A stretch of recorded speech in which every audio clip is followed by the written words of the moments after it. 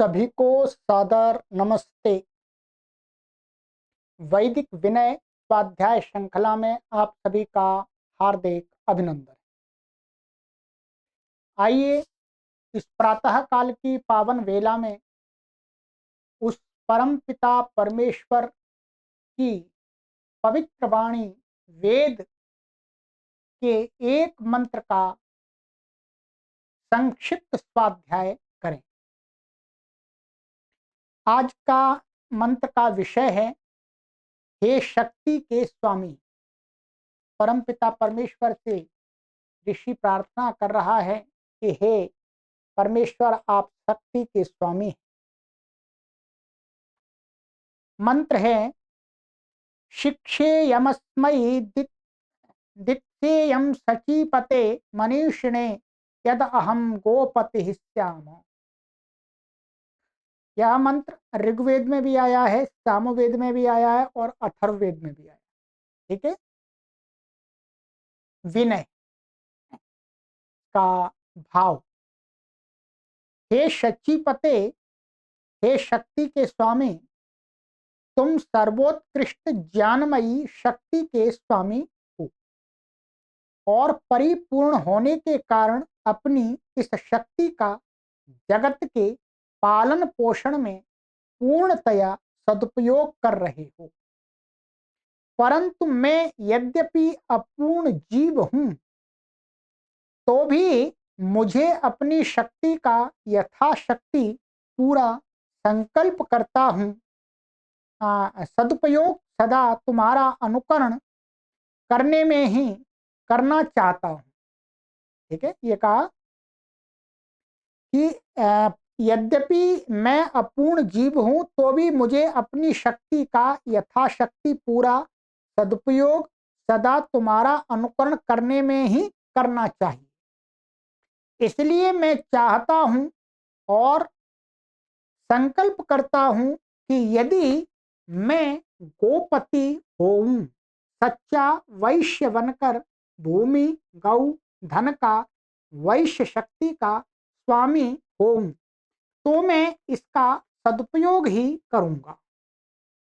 हे सर्वांतर्यामी परमेश्वर, तुम मुझे ऐसी बुद्धि देना, ऐसी समझ और योग्यता देना कि मैं यह धन संसार के केवल इस मनीषी पुरुष के लिए ही देना चाहूं और इसे ही दूं। किसी और को देने की मुझे कभी इच्छा तक न हो, कभी प्रलोभन तक न हो। यह मनीषी वह पुरुष होता है जो अपने मन का ईश है, जो कभी क्षण भर के लिए भी मन का गुलाम नहीं होता है, जो जितेंद्रिय है, जिसे अपने पर पूरा काबू है। ऐसे व्यक्ति को मनीषी कहा गया है। ऐसे ही पुरुष को दिया हुआ धन सदुपयुक्त होता है। यानी मनीषी व्यक्ति को दिया हुआ ही धन का सदुपयोग होता है, हजारों गुणा फल पाता है, सर्वलोक का हित करता है। इसमें हमारे धन के एकमात्र अधिकारी ये आत्मवशी पुरुष ही हैं। वास्तव में हमारा सब धन इन संयमी महापुरुष महानुभावों का ही है। परंतु हे प्रभो, बहुत बार हम अपने किन्हीं तुच्छ स्वार्थों के कारण या केवल रीति रिवाज के वशीभूत होकर या अपनी निर्बलता के कारण अजितेंद्रिय लोगों, भोगी विलासी संतों को दान में दे देते हैं। ओह, यह तो तुम्हारी दी हुई धन शक्ति का घोर दुरुपयोग है। यह पाप है, यह दान नहीं है, यह तो रिश्वत है या आत्मघात करना है।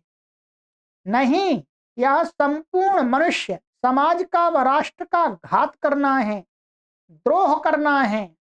जो मनीषी नहीं है, उन्हें धन देने का विचार भी हमारे मन में नहीं आना चाहिए। देने की इच्छा दित्सा ही नहीं होनी चाहिए। दित्सा माने देने की इच्छा। जिसे अपने पर काबू नहीं, उसके पास गया हुआ धन उस द्वारा सर्वनाश का कारण होता है। इसलिए हे शचीपते, मुझे इतनी शक्ति प्रदान करो कि मैं अनुचित दान के लिए स्पष्ट न कर सकूं, भोगियों को दिए जाने वाला दान में सम्मिलित न होने की हिम्मत कर सकूं। हे प्रभु, मैं तो उसी को दान दूं जो अपने मन को ईश होने के कारण जनता के हृदयों का भी ईश हो। अतएव जिसके पास गया हुआ धन सब जनता के लिए हो, सर्व जनता के कल्याण में ही स्वभावतः ठीक ठीक उपयुक्त हो जाता है। इसमें ऋषि परमात्मा से यही प्रार्थना कर रहा है, हे शक्ति के स्वामी अर्थात हे परमपिता परमेश्वर, आपने मुझे जो कुछ भी दिया है, मैं उस धन का, उस शक्ति का, उन ऐश्वर्यों का इस समाज में सदुपयोग करूं। सदुपयोग करने के लिए मैं अपने धन और संपत्ति को दान के रूप में किसी को देना चाहूं, तो उस व्यक्ति को दूं जो मनीष है। मनीष है। मनीष माने जिसको अपने आप पर कंट्रोल है। जो भोगी हैं, विलासी हैं, लालची हैं, ठगी हैं, चाहे वो साधु संत महात्मा के रूप में बेशक हों, परंतु मैं उनको नहीं दूं।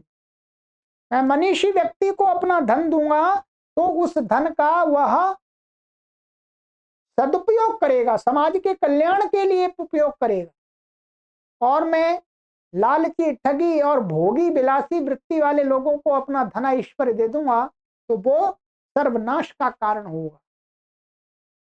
तो इसलिए इसमें परमात्मा से यही प्रार्थना की है कि आपकी शक्ति मुझे जो प्राप्त हुई है धन ऐश्वर्यों के रूप में, वो मैं मनीषी लोगों को दूं।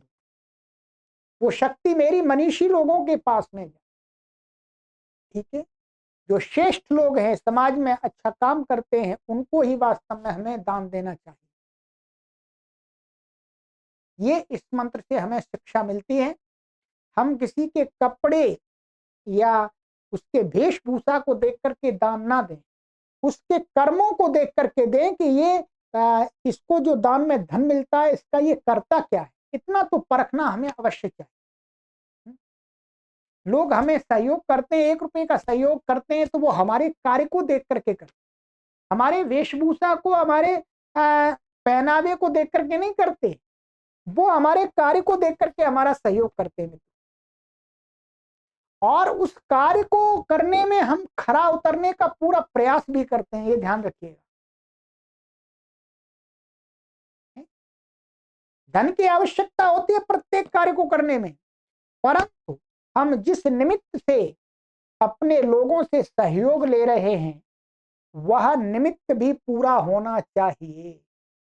हम संस्कृत माता के प्रचार प्रसार के लिए, सनातन वैदिक धर्म के प्रचार प्रसार के लिए लोगों से सहयोग मांगते हैं, लोग हमारा सहयोग करते हैं, तब हमारा ये अभियान चलता है और हम भी पूरी कर्मठता के साथ में इस कार्य में जुटे रहते हैं।